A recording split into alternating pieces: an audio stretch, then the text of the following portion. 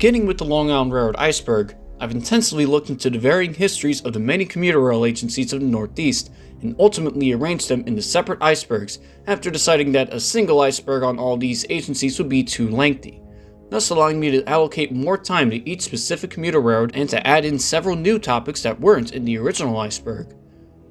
Since this journey in commuter rail iceberg started in the greater New York region and traveled down south to DC, we might as well run express all the way back up north to the last city and agency to be covered in the Northeast, Boston's MBTA. Just like in previous videos, this iceberg will only be covering the commuter rail aspects of the transit agency of focus, meaning that subway and light rail entries will not be included in this list. Considering that the MBTA is the last commuter railroad to be covered from the original Northeast Commuter Railroad iceberg initially announced in December 2023, this technically means that this particular video has been over a year in the making. So with all that out of the way, let's dive right into the MBTA Commuter Rail Iceberg.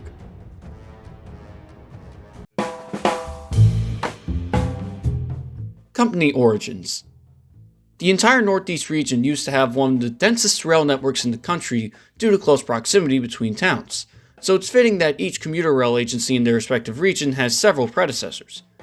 Although there were several predecessor railroads in the greater Boston region that comprised of the present-day commuter rail network, they were all eventually grouped into either the New Haven Railroad or the Boston and Maine Railroad. MBTA is primarily split into former Boston and Maine lines from North Station, known as the North Side, and former New Haven lines starting from South Station, known as the South Side, along with the Worcester line, which was formerly the Boston and Albany Railroad main line. Because of the gap between North and South stations, this results in Amtrak's Downeaster, originating from North Station, to be the only line in the system to be isolated from the rest of the Northeast Corridor, which terminates at South Station, as no MBTA services are also connected between these two divisions as well. Abandoned branches. Even with the creation of state-subsidized commuter agencies intended to serve the public good instead of profit-driven motives of the privately owned predecessors, not every branch could be saved from being lost to time, mostly due to low ridership and redundancy. MBTA has the most entirely abandoned lines in their history, including the Central Mass branch from Boston North Station to Hudson, Massachusetts, the Lexington branch from North Station to Bedford, the Woburn branch from North Station to Woburn, and the Mills branch from Boston South Station to West Medway. Similarly, many existing branch lines were cut back over the years, including the MBTA's Dedham branch, which mostly included the NEC, MBTA's Fitchburg line to Gardner, Massachusetts, Lowell line to Concord, New Hampshire, Haverhill line to Dover, New Hampshire, and Newburyport line to Portsmouth, New Hampshire. Electrification plans. Seeing that the Northeast Corridor between New Haven and Boston is electrified, it would only make sense for MBTA to run commuter services using the existing overhead wires from Boston to Providence and beyond, instead of their existing diesel fleet.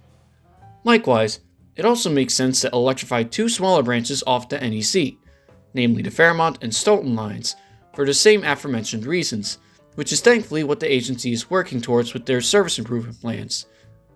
Most surprising is to put up the wires between Boston North Station and Beverly, Massachusetts, a corridor that never saw electrified rail service before, and is halfway between the termini of the Newburyport and Rockport lines. Although, the choice of rolling stock for this electrified service isn't solidified as of when this video was made, as there's also an ongoing debate of whether the agency should purchase overhead battery dual-mode multiple units that run on electric on the NEC, and then battery for the rest of the route, instead of simply electrifying the entire line for a somewhat higher price.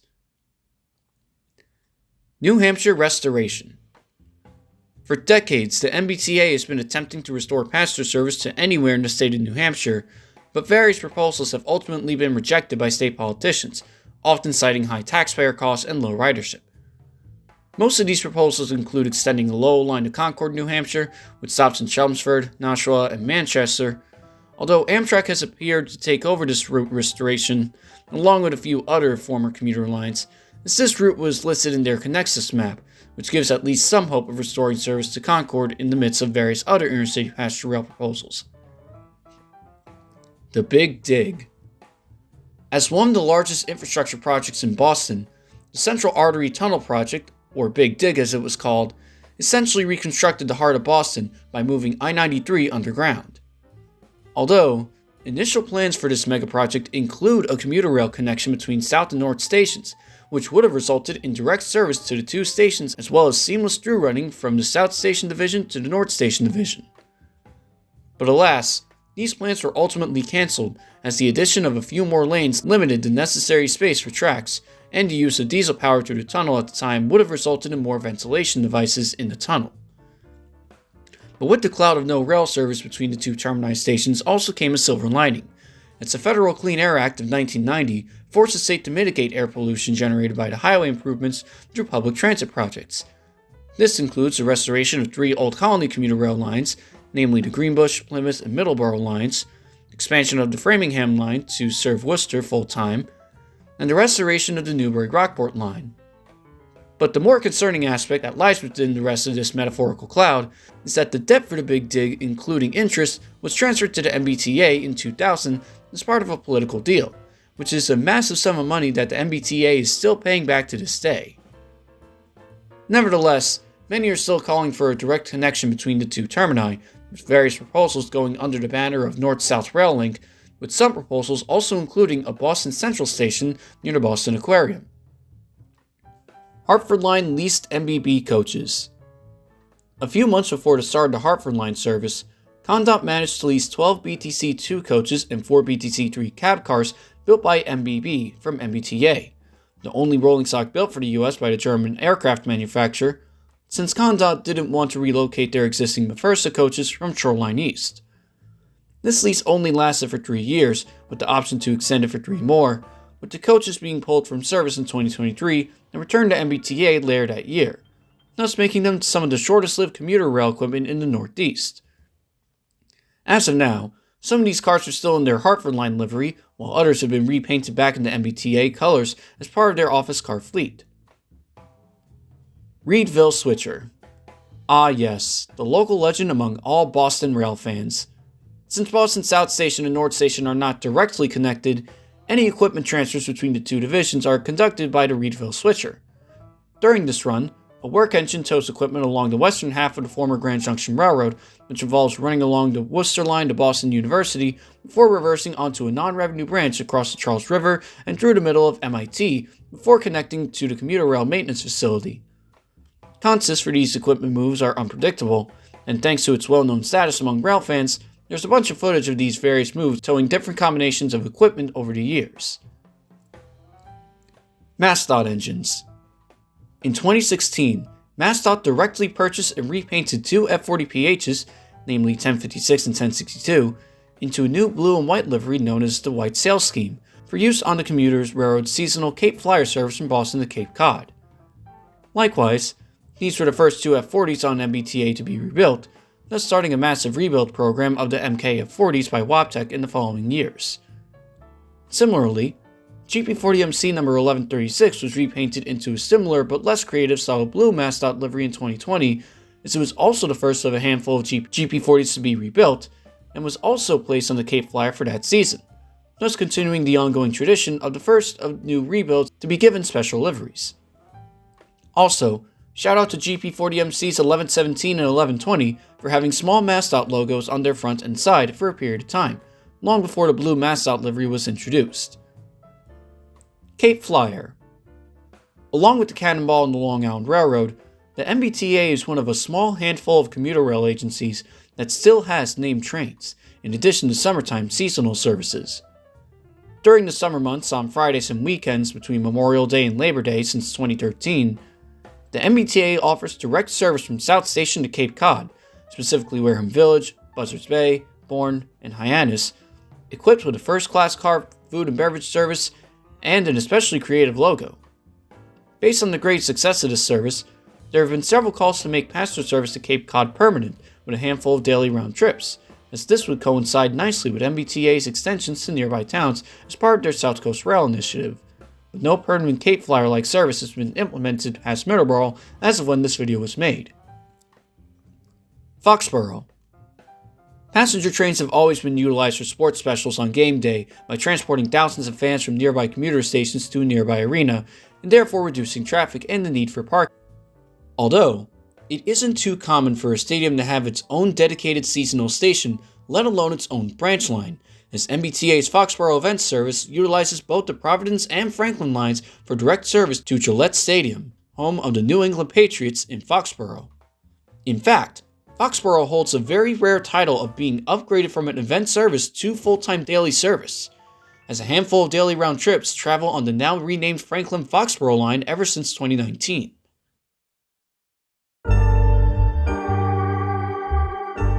Riverworks Station. On the topic of flag stops, Riverworks has a much richer history of being on and off public timetables while being MBTA's only private station. Although other stations were built nearby to serve the town of West Lynn, the flag stop was established in 1917, not too long after General Electric acquired the Riverworks plant, with the flag stop being reserved for employees of GE Aviation who work at the plant ever since. Despite being one of the least used stations on the system, which went by many names and was missing half the time on maps and timetables, there are plans to redevelop the nearby area and possibly Riverworks Station itself for an extension of the Blue Line subway to Lynn, along with a proposed development of high-rise buildings near the plant, which would make the station used by people who live in the development as well. Temporarily closed stations. Every commuter rail agency is home to a few ridiculously small stations and flag stops with platforms that are less than 10 feet long and home to some of the lowest ridership in the system. MBTA has several of these stations throughout the system, including Plimptonville on the Franklin line, Hastings and Silver Hill on the Fitchburg line, Mishawum on the Lowell line, and Pride's Crossing on the Rockport line. Unfortunately, due to the COVID pandemic, all these mini stations were shut down as they were listed as temporarily closed on the current commuter rail map, along with Plymouth on the Plymouth-Kingston line. But despite their low ridership, there is a chance that all of these stations will eventually be reopened once more funding returns, as Silver Hill reopened in November of 2024. Area 52, Rochester. Hidden deep in the woods on the outskirts of Cape Cod lies Rochester Maintenance Facility, the only maintenance depot that's not located along a regularly used commuter line, and shares trackage with the Mass Coastal Short Line Railroad, with the line only seeing service from the seasonal Cape Flyer. Even though the facility itself is small, a wide variety of old and new equipment is stored in long lines just outside the facility, either waiting to be refurbished or just sitting in long-term storage, with many wrongly calling these trains abandoned in urban exploration compilations. But with its connection to the Mass Coastal, Rochester also gains the nickname of Area 52 for the various occasions of the two railroads borrowing each other's engines for equipment moves and local freight runs in the region, often resulting in unpredictable contests, with plenty of footage of these unconventional combinations over the years. Cape Cod Rail Fan Day. Of course, what discussion about the Mass Coastal Railroad and Cape Cod rail fanning would be complete without the annual Cape Cod Rail Fan Day? Ever since 2022 in mid-August, a wide variety of engines and coaches from the MBTA meet and mix with freight engines and museum stock from the Mass Coastal at Hyannis. Much of the rolling stock present can also be found in excursion service on the Cape Cod Central Railroad that runs in between Buzzards Bay and Hyannis, although it is not the same service as the Mass Coastal, who only carries freight out of the region, even though their equipment is often interchangeable. Go Transit coaches.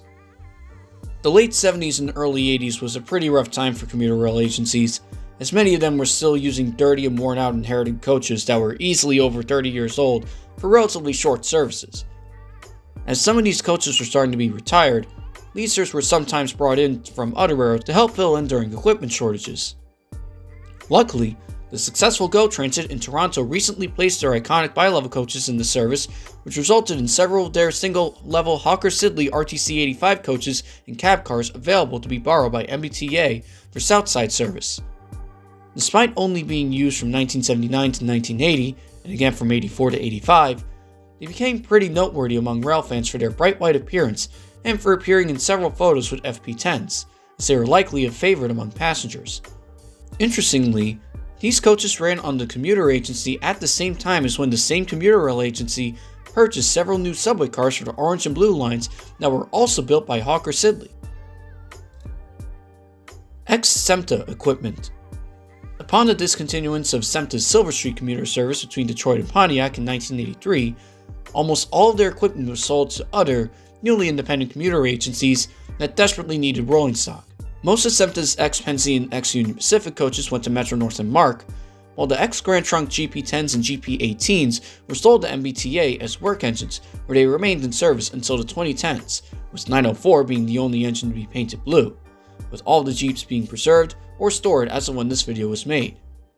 Although, early photos of these Jeeps during the mid-80s do show them in revenue passenger service pulling depowered RDCs, but they likely weren't used as often due to being deemed surplus by the F40s. MBTA GP40WH-2. It's not too often that a commuter rail agency rosters two wide-cab passenger variants of the GP40, but a power shortage on the north side resulted in just that. In 2011, MBTA leased 7 recently retired GP40WH-2s from MARC, the Washington, D.C. area commuter rail agency covered in the previous Iceberg, as they were simply given the MBTA logos on their side due to the temporary nature of the lease. Such a lease was caused by the slight delay of the new HSP-46s from MPI, as these 7 engines were found exclusively on the north side for just 2 years until the new engines eventually entered service. Interestingly, these engines were not qualified to run on Southside services due to not having proper cabin equipment to run on Amtrak's Northeast Corridor, despite likely running on the same corridor on the Penn line for MARC just fine. Engines 51 and 59 are currently still stored by MBTA in Davisville, Rhode Island. 66 was last seen in Oregon in 2016, while the rest of the GP40s were sent back to MPI's plant in Boise, where they were either scrapped or rebuilt for Sunrail. Amtrak service to TF Green. Ah yes, the recent trend of building passenger rail stations at airports in order to provide more connections. Ever since MBTA's TF Green Airport Station opened in 2010, several studies have been made to offer Amtrak Northeast Regional service at this Providence Airport Station, especially with Amtrak offering similar services to places such as BWI Airport and Milwaukee Airport. This could be done by either electrifying the existing track or adding another track and platform on the east side of the station, with some proposals even mentioning a Shoreline East extension to Providence stopping here, in addition to several combinations of intercity and local passenger service along the corridor that of course includes the airport station in all alternatives. Although, none of this has been completed as of yet due to lack of funding or ridership for the station when compared to the center of the city, as this remains one of the largest rail transit discussions for the state of Rhode Island to this day. 1980s Providence service suspension. Speaking of the greater Providence region, long before TF Green Airport was considered for passenger rail, Providence and the state of Rhode Island kicked the MBTA out of the state in 1981 as they stopped paying for their subsidiaries. This resulted in the line to be truncated to Attleboro, with this being the result of a gradual decrease of service over the years, which also caused the line to be renamed as the Attleboro-Stoughton Line. But thankfully, service was restored in 1986, conveniently right on time for the newly rebuilt Providence station to reopen, although Pawtucket Falls Station, the only other station in Rhode Island at the time, wouldn't reopen until 2023, as it was moved to a new location due to track speed constraints with the old station. Boston Surface Railroad. Although technically not an MBTA entry, this is a privately funded commuter rail proposal for service between Providence and Worcester, a corridor that hasn't seen any regular passenger service under MBTA, with eventual plans to connect to Concord, New Hampshire. Even though they were able to acquire 2 FL9s for equipment, the company went through various administrative challenges as they filed for bankruptcy in 2019 for not filing an annual report, and was ultimately dissolved by the state of New Hampshire in 2023. The only reason as to why this line was included in the Iceberg is if it could somehow come back. It could have been the Ace Railroad to be included in the larger Iceberg, or it could have simply been an MBTA line of sorts.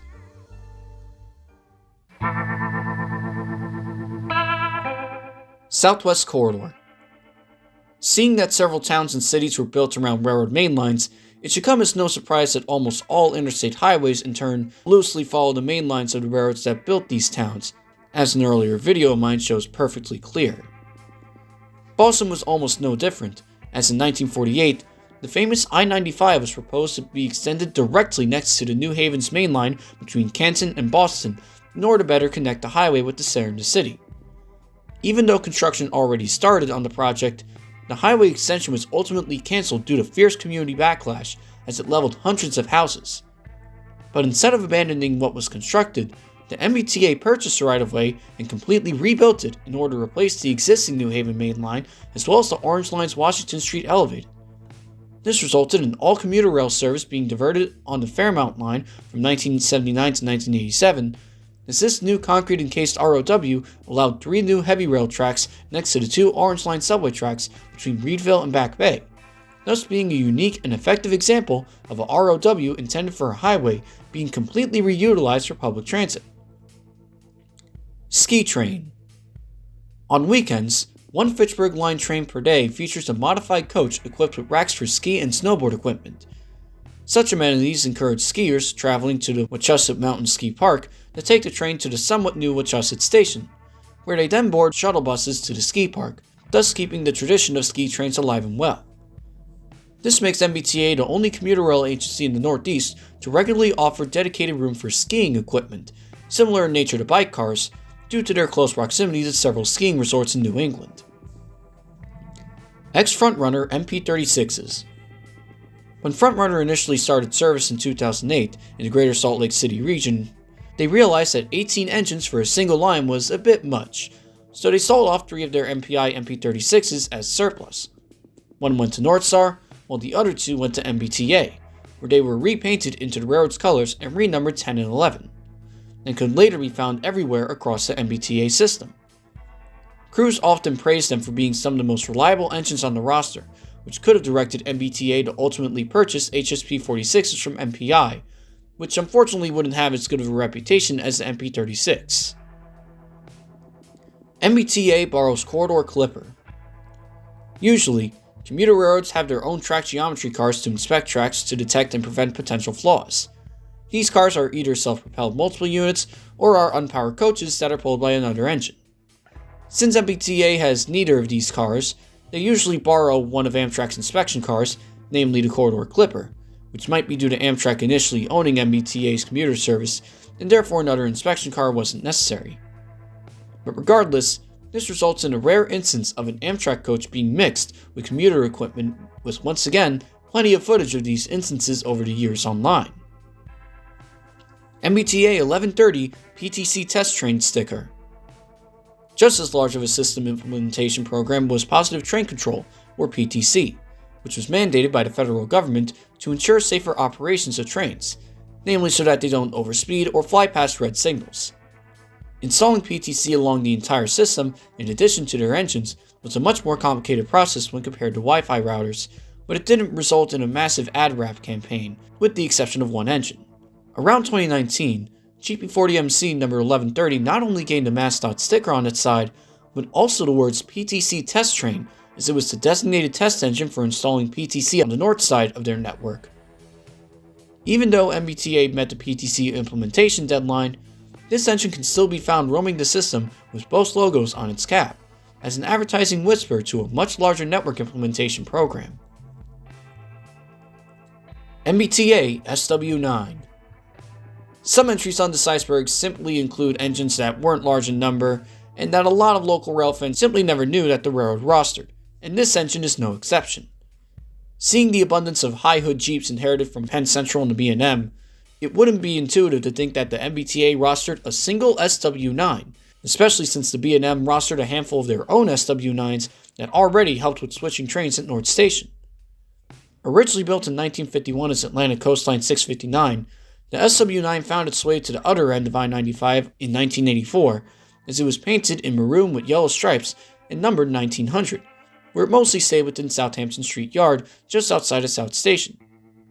Otherwise, not much is known about this switcher, other than that it was sold to GREX and was rebuilt beyond recognition as the MOW power unit, as it was renumbered 6000, as it now pulls MOW trains across the country, a very unlikely fate for a commuter rail switcher. MBTA E8s.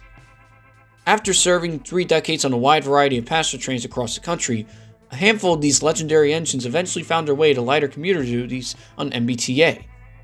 Most of these engines served their respective agencies well into the mid-80s when they were sold to private owners or scrapped, but unlike other Northeast commuter railroads, these E units weren't all that noteworthy.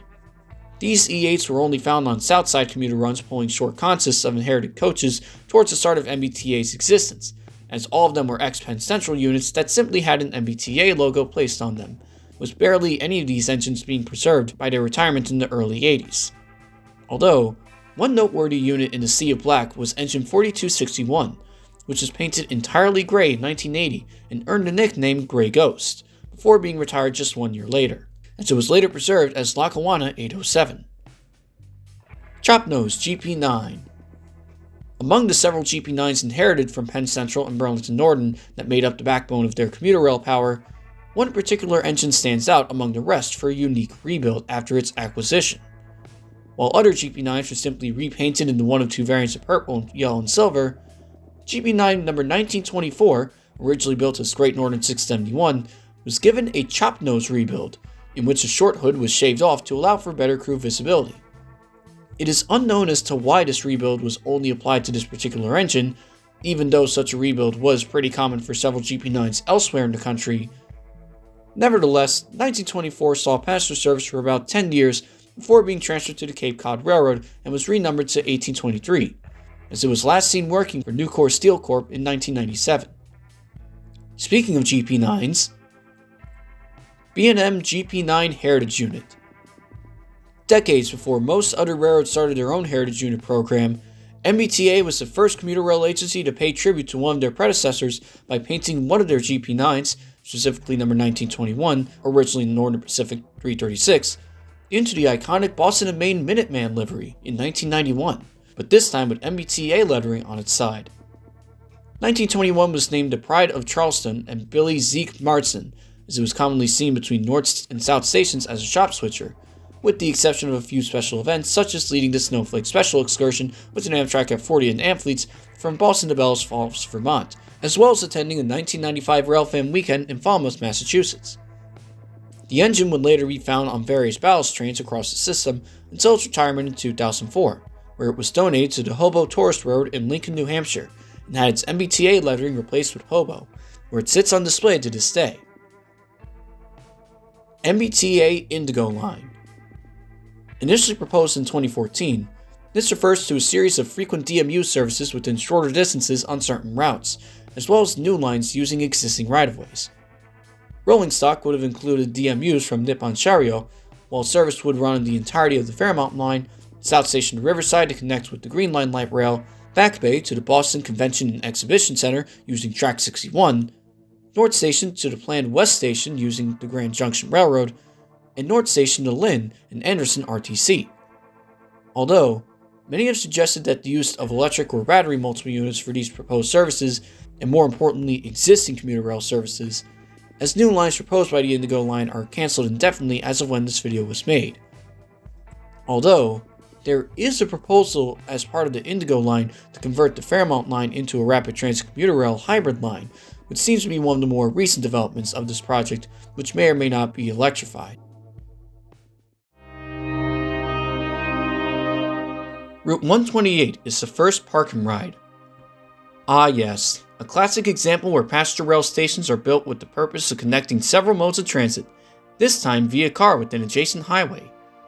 Even though the station opened before MBTA times, the New Haven Railroad opened Route 128 in 1953 as an experimental station for people to drive to via I-95, which later became Route 128 further north, with said highway being located directly above the station. This way, suburban commuters can drive for a shorter distance and basically use the train as a method to complete the remainder of the trip, basically using the commuter rail as a glorified parking shuttle to the parking lot at the station. Even though the station itself would undergo some enhancements over the years, even including Amtrak service later on, this station introduced a now almost standard concept in station design just in time for the massive boom in car ownership in the US. Such a practice has since become the very foundation that most modern commuter rail systems are based on, as commuters make a short drive from their houses to a train station parking lot where a train will take them to their intended destination. So this way, passenger rail can still remain relevant and can help out drivers, all of which started on a small station on the present-day Providence line. MBTA is the first passenger railroad to install Wi-Fi. Just less than a year after the release of the Apple iPhone in 2007, MBTA started installing wireless Wi-Fi routers in their coach cars in cooperation with AT&T for a free seamless connection to the internet for laptops and newly released cell phones, thus being the first passenger railroad in the world to undertake such a program starting in January 2008. To promote the new program, several coaches were partially wrapped in orange bands with the AT&T logo, with some wraps being more intricate than others, as Wi-Fi was also extended to MBTA's other modes of transit in the following years. With Wi-Fi becoming more common around the world for better internet access for cell phones and laptops alike, some commuter railroads have undertaken their own Wi-Fi programs at places such as stations, while other agencies have yet to install Wi-Fi on any of their rolling stock. D&H Alco PA lease. During the mid-70s, the Delaware and Hudson was trying to improve public relations by touring their recently restored Alco PA force across their system, and in this case, lent all four of them to a power-short MBTA in 1977. Here, they were almost exclusively found on the Framingham line, as they provided much-needed equipment for the South Station service in particular, since Conrail offered a contract price too high for MBTA, which ironically led to MBTA winning the contract for South Station service, even though they didn't have enough engines or crew south of B&M trackage. Regardless, the Leased PAs proved to be some of the cleanest and most reliable power for the commuter railroad, and their time in Boston is often seen as the last hurrah for the four PAs, as just a year later, all four of them would be sold to Mexico, where they would go their separate ways, and eventually wind up in different heritage railroads. NHN GP38 Test Train. The date is December 29, 2020, and the PTC implementation deadline is 2 days away. Everything should be alright, but just to make sure, everyone is running one more test train across their respective networks. Except the New Hampshire North Coast wants to make sure that their PTC is compatible with MBTA's PTC, so they send down GP38 number 3823, one of only 3 engines on the roster, to be attached to the MBTA test train during the day. Also running at the same time on the same line is the Pan Am Railway's PTC test train, consisting of recently repainted 507 and is essentially a Pan Am's heritage unit.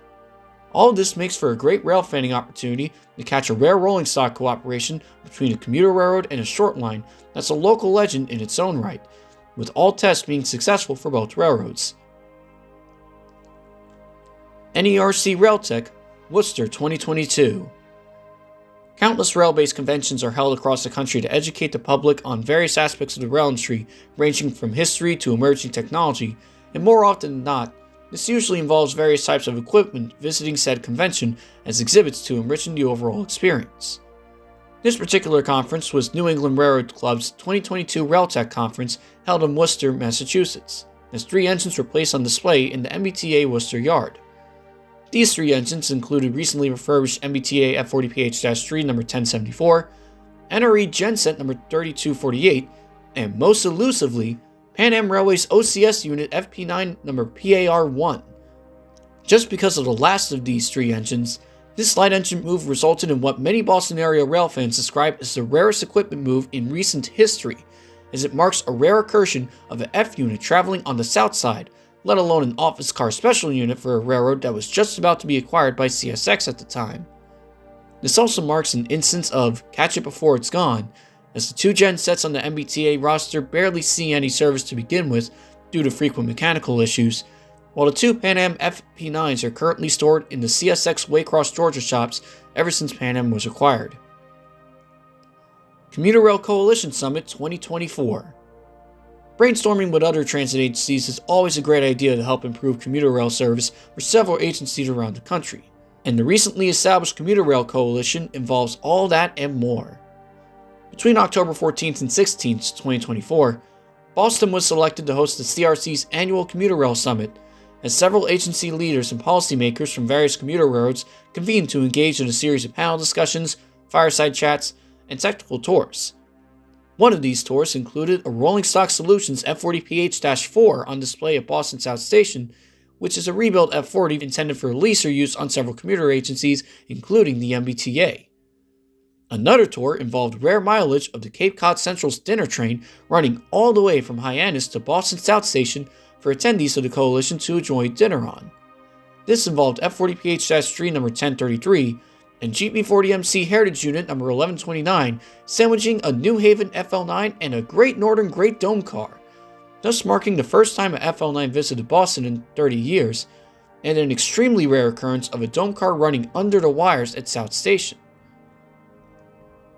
SPV 2000 in Boston. On the topic of showcasing new technology, Bud was in the midst of touring their brand new SPV 2000 across the country for trial use on existing and proposed commuter rail services, as the passenger car builder intended for this design based on the Amfleet coach to replace the iconic RDCs. Likewise, Boston was one of the larger cities on the SPV's American tour, as the single railcar roamed all across the MBTA in 1978, where it gained customer feedback from commuters and the MBTA, including members of the MIT Model Railroad Club. Unfortunately for Bud, the Amfleet version of the RDC wouldn't be anywhere near as successful as the RDC itself, mostly due to several mechanical problems with the class of railcars, with most orders being placed by Metro-North and Amtrak for service between New Haven and Springfield, among a few. Rail Pacer Railbus Tour. During the mid-80s, one of the newest developments in railway technology in Britain was the Pacer, a Leyland bus on an old freight wagon frame to guarantee cheap production. Proud of their innovation, BREL toured some of their Pacer rail buses around the world, including the US, but none of their tours resulted in any sales, due to the very uncomfortable ride of the rail bus, along with a handful of mechanical issues. Technically, 3 different Pacers visited the US. LEV-1 briefly visited the MBTA in 1979 before returning to the UK, LEV-2 stayed in the States after running on the MBTA for just 2 weeks, and RB002 ran on SEPTA's Newton branch in 1985 for just a few days before being sent away. SLC/AMT F40s on MBTA. Once again, while waiting for more HSP-46s to arrive, MBTA leased 6 F40s from Railworld Locomotive Leasing between 2015 and 2016 that were still painted in their AMT livery from their relatively brief service in Montreal, as they could be seen on a wide variety of passenger and MOW duties throughout the commuter rail system. Although, all of these engines had SLC lettering, which represented the San Luis Central Railroad, which was a freight subdivision of Railworld based in Colorado until SLC's purchased by Colorado Pacific in 2024. Many of these F40s have varying fates, as most of them were sold to LTEX, where they either served other passenger rail lines in the country for short periods of time, and or they were restored. Salt Train. Several commuter agencies have specialized train sets to deal with harsh weather conditions, such as laser trains that melt leaves and de-icer trains that prevent ice from forming on the rails and nearby infrastructure. However, not every railroad has a salt train, or a MOW train that solely delivered salt for de-icing platforms to several stations across the system, as the MBTA holds the honor of hosting such a service, at least for some time. Instead of using highly modified and complicated equipment, the concept simply included GP40 number 3247, a former Amtrak mail boxcar fittingly covered in rust from the salt that it carried, along with caboose number 1, or the buggy as it's known by maintenance crews. Footage of this short salt delivery train is scarce, although the service sadly doesn't operate as of now in favor of truck deliveries. Although one could argue that this could be a revenue freight delivery by the MBTA, since goods are being dropped off at a location, which would have made the MBTA one of a handful of commuter roads that deliver regularly scheduled freight of some sort.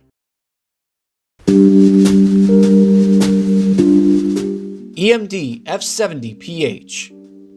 About a decade before submitting their dual-mode engine proposal, EMD was in the midst of designing a new line of passenger engines in collaboration with Siemens that utilized recent findings in AC traction power after testing the F69PHAC, as this new engine was supposedly going to be called the F70PH.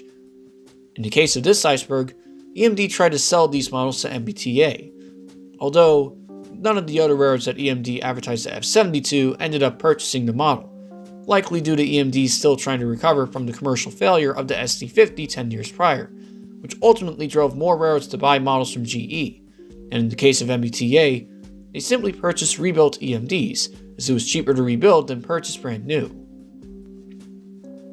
MBTA 316.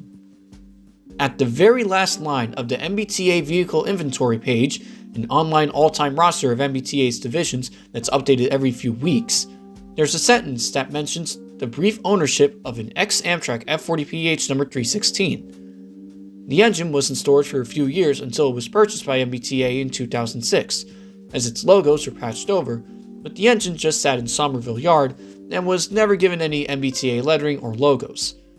Eventually, 316 was sold again to Titan Rail, who then sold it to Virginia Railway Express as their V36, even though the engine never saw any service for MBTA, as everyone initially anticipated. But had it run for MBTA, then it would have been their only F40 on the roster that would be inherited from another railroad. MBTA engines in Waterville, Maine. Technically, this refers to 2 points. The first includes a Mass Bay RRE excursion train that passed through Waterville as part of its run in 1983, but more on that in the future entry. Second, this is also the location of the Guilford later Pan Am Waterville shops where several of their engines would be maintained, which at one point also included MBTA engines. When the original F40s were scheduled to be overhauled in 2006, they were sent to Pan Am's Waterville shops instead of the Morrison-Knudsen or MPI like later F40 refurbs. This in turn resulted in a few photos of some MBTA F40s either sitting in or outside the Waterville shops, or en route either to or back from its refurb. Wildcat Branch name origin. This 3-mile-long connector is used by Amtrak's Downeaster and sometimes used as a bypass for MBTA from the Lowell line to the Haverhill line, which has been in use since the early days of the B&M. Since the line runs entirely within Wilmington, the branch was therefore named after Wilmington's high school mascot, the Wildcats, thus bringing local school pride to the rest of the commuter rail system. Additionally, the high school's mascot was likely based on a wildcat due to the region being a wildcat zone, so one could also argue that the branch was also named after wildcats being spotted in the general region. Plymouth reverse move. Up until the temporary suspension of Plymouth Station in 2021, the Kingston-Plymouth line was one of a few branch lines that had 2 different termini, despite sharing the same line for the rest of the route. Although most trains departed from either Kingston or Plymouth, for some reason, likely for set storage reasons, 3 trains per direction would move forward from Kingston and then reverse to Plymouth or vice versa, where it wouldn't depart for another 20 or so minutes. One particularly intriguing example is Train 64, which is scheduled to depart Kingston at 1:38 p.m., then move forward and reverse to Plymouth, where it will then leave at 2:28, thus resulting in a whopping 50-minute travel time between the 2 termini stations. Such odd rerouting practices are not implemented on other branches with split termini, as it is also unknown if such practices will return to Plymouth if and when the station reopens. Train 893. This refers to yet another schedule oddity, this time involving a single late-night train that involves rare mileage on a connecting track as it travels onto another branch line. Specifically, Train 893 is a Providence Southern Line train that departs South Station at 11:05 p.m., but runs express on the Fairmont Line instead of using the Northeast Corridor, and then uses a connecting track that bypasses the Readville station as it rejoins the Northeast Corridor in order to arrive at Southern by 11:55. There is no northbound or weekend counterpart to this train that uses this connecting track to travel on the Fairmont Line, as RailGuide shows that this connecting track is still owned by MBTA despite its low use. Rideout Westerly Providence commuter service. Over the years, there have been countless proposals to extend MBTA to the Rhode Island border at Westerly, as well as proposals to extend Shoreline East to the other border at Providence. So this way, commuters can transfer between different agencies and travel further without having to purchase Amtrak tickets. However, this particular proposal calls for Rideout to provide their own brand new commuter rail service entirely within state lines between Westerly and Providence. Despite these proposals, and even with the Penn Central state-supported service running for some time along this route, the state of Rhode Island wasn't interested in establishing their own commuter rail service, mostly due to lack of funds and local opposition in favor of road improvements. Orange and Green Line proposed takeovers. In 1947, the Boston Globe published a map of several transit expansions that Boston was considering at the time, namely by either extending existing metro and streetcar lines or by taking them over outright. Although this was well before the official formation of the present-day MBTA, some of the proposals included in this map were eventually fulfilled, such as the Red Line to Braintree and the Green Line to Riverside, so it's assumed that most of these proposals were considered at least until after the formation of the MBTA. In regards to lines that were proposed but not built, this involves extending the Green Line to Woburn, by running adjacent to the Lowell line and running past the present-day Green Line extension, looping the D line around Riverside by running adjacent to the Worcester line between Riverside and Lansdowne, and then extending the Green Line down to Needham Junction from the D line. The Orange Line proposals are a bit more drastic, as they involve two branches from Forest Hills to Readville along the NEC, as well as Dedham along two different Dedham branches, in addition to taking over heavy rail service from Oak Grove all the way up to Reading. The Green Line Needham extension would sever the Needham Junction line from the abandoned Millis branch, while the Orange Line would cause more disruptions by running on the Needham line to West Roxbury, as well as severing the Haverhill line from North Wilmington. Amtrak initially operated MBTA. After the contract with the Boston and Maine, or Guilford at the time, expired in 1987, in addition to a recent strike from Guilford employees, Amtrak was the initial operator of MBTA's current commuter service from 1987 to 2003, where MBTA contracted Keolis to operate and maintain their rolling stock. This also explains why there have been several instances of Amtrak equipment on MBTA trains and vice versa during the 80s and 90s, but more on that in the next entry. MBTA F40s on Amtrak and P42s on MBTA. Since MBTA commuter rail was operated by Amtrak, the two railroads would exchange their engines more often than not, especially during the 90s, usually based on whoever needed more power for the day. Sometimes MBTA F40s were spotted on Amtrak's Lakeshore Limited, while P42s and other Amtrak engines were spotted on local Southside commuter runs, with some examples including an especially cool mix of Amtrak and MBTA coaches, in addition to engines. But even after ownership of the MBTA's commuter lines transferred from Amtrak to Keolis, the two railroads would still occasionally interchange equipment, as several MBTA engines were seen rescuing broken Downeaster train sets sometimes as far as Maine, as MBTA even lets Amtrak borrow their WASP train along the entirety of the Downeaster route. Sometimes, you never know what unusual equipment combo will be leading a rescue move next. Pan Am-8 and NS-GEVO on MBTA. Several engines have come and gone as leaser engines for passenger and MOW service, with the latter of the two recently seeing service from regular MBTA engines in addition to GP38s from GATX and Precision Locomotive leasing. But two engines that undoubtedly stand out from the MOW pool include a Pan Am-8 and a Norfolk Southern GEVO, as both engines were used on welded rail trains in 2021 as they were mixed with other MBTA engines that led the rail train. The Pan Am unit was a B40-8 number 5933, as it was spotted behind a HSP 46 to help with laying rails on the Fitchburg line, and more surprisingly, NSGE Evolution Series number 7564 was seen behind an F40 on another rail train for Pan Am Southern, or Berkshire and Eastern. This marks the first time in decades that such a stark contrast of power was used on the same train, as this is also one of likely two instances of Pan Am engines being mixed with MBTA engines, and the first time 6-axle power was used on MBTA since the E8s. Voslo Euro proposal. During the 2000s, MBTA was starting to look into new engines that would eventually replace the venerable F40 PHs, but instead of directly selecting EMD or GE, MBTA initially selected Voslo, a Spanish manufacturer with no previous orders in the US. The commuter agency initially considered Voslo's Euro, as they were essentially EMDs since they had the EMD 710 prime movers, the same prime mover that was also offered in several new EMD classes built in the States.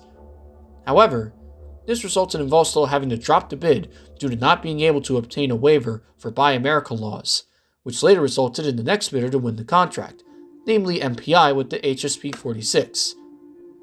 No known concept art of an MBTA Voslo Euro can be found online to my knowledge, but the Euro found much more success in Europe, as the class has since been renamed to the Sadler Euro in 2015. MBTA Pittsfield-Sheffield Excursion 2013. Like many passenger rail proposals in this video, east-west service across the state from Boston to Pittsfield has been brought up by several studies and several politicians for the past few decades, not only to better connect the entirety of the state by rail, but to also connect to the several resorts in the Pittsfield area. Even though a Boston to Pittsfield train would be best served by an intercity service like Amtrak, since the distance between the two is 150 miles, There was one instance where MBTA Excursion train did in fact run from Worcester all the way to Pittsfield in 2013, led by MP 36 No. 10, in order to promote the concept of east-west passenger rail. Not only did this commuter train with several politicians trek the entire journey almost up to the state line, but it even went further and traveled onto Housatonic Railroad trackage to the southern border near Sheffield in order to promote passenger rail service between Pittsfield and New York via Danbury. Now that's a cool way to promote passenger rail, running excursion trains on rare mileage with unusual equipment. Oh, and by encouraging political will, of course. Mass Bay RRE excursions. Speaking of MBTA stock on rare mileage nowhere near home trackage, the Mass Bay Railroad Enthusiasts Incorporated would host several fan trips from Boston to several parts of New England, frequently using MBTA F40s and Pullman coaches. Even though this group still holds excursion runs, they use other museum equipment and different destinations for these runs instead of the more frequently used MBTA equipment. So this entry covers most of the excursions that included MBTA stock during the 80s. Such fan trips saw MBTA equipment traveling from Boston to places such as Portland, Maine, Schenectady, New York, Bells Falls, Vermont, and Whitfield, New Hampshire, sometimes along now abandoned trackage. Private Charter Train, 2016. In what could be the rarest equipment move in Boston history, an HSP 46 and an F40 PH-2 led 3 private cars on a private charter train that left Boston North Station on June 12, 2016. Other than the 2 engines back-to-back, which is a rarity in itself, the consist includes New York Central Observation Car Hickory Creek, NYC Tavern Lounge 43, a MBB MBTA coach, a Pullman MBTA cab car, and NYC Observation Car Babbling Brook, thus likely being the only time that private cars were pulled by the MBTA instead of Amtrak. It isn't exactly clear what the purpose of this charter run was, as few photos of this run exist, and they don't appear to go into specifics about the destination of this train. So if any of you have more info, then feel free to put it in the comments. Same applies for any of the previous entries, by the way. MBTA coaches in New Jersey/Delaware. On very rare occasions during the late 2000s and early 2010s, an assortment of MBTA coaches, usually single levels, would be sent all the way down to Amtrak's Wilmington shops in Delaware, likely for maintenance or inspection. There only appears to be one photo of the coaches waiting in the Amtrak's Harrison, New Jersey yard, as well as one video by Nicolette Casey's Trains of these coaches moving northbound past New Jersey, which leaves the assumption that those coaches were likely returning from Wilmington. It is unknown how many of these moves occurred over the years, but this would therefore make these coaches the furthest away to inspect, given the distance of almost 350 miles from Boston to Wilmington, with Delaware likely being the furthest south that they've ever traveled. AEM7 Test Run 2019.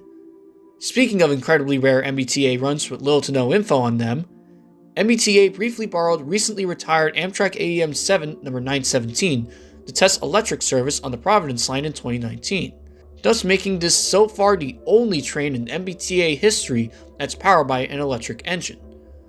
This appears to be the only photo of said run, and I'm not even sure who the original photographer is, nor exactly when in 2019 this was held, but the MBTA has previously expressed interest in acquiring some of Amtrak's surplus AEM7s to relocate their diesels from the Providence line. Seeing that there don't appear to be any other runs of AEM7s leading MBTA trains, and also considering the age and wear and tear of these engines, MBTA is likely waiting out for battery electric multiple units to try out electric service for now. Boston New Haven Holiday Special 1990s. If there was ever an example of having multiple services owned by the same railroad coming in handy, then this would certainly be it. A few years before Amtrak's electrification to Boston, extra trains for the Thanksgiving season would run from Washington, D.C. up to New Haven, where they would transfer to diesel sets between New Haven and Boston, and all stops in between. But sometimes, if Amtrak didn't have enough engines or coaches for these extra sets, they would borrow entire train sets from the MBTA, which they conveniently owned at the time. Such circumstances caused this amazing photo to exist, in which despite the several commuter rail proposals between New Haven and Providence of today, MBTA equipment managed to run all the way from Boston down to New Haven for the holiday season. thus making it an overlooked example of very rare mileage for MBTA equipment. Proposed extensions. Now these last two entries are referring solely to a massive list of several extensions and restorations for the commuter railroad on their Wikipedia page, in which I was originally going to make each point its own entry, but I feel at this point that would just be dragging the video on for way too long, so I'll try to sum these up as quickly as I can. Providence line to Westerly is undoubtedly the most talked about extension for MBTA, with too many service variations to keep track of. Franklin line to Milford would be the most doable, since the tracks already exist, and they would just have to determine a station location and work with Grafton and Upton, which the MBTA has occasionally partnered with for a Polar Express train and some set diversions.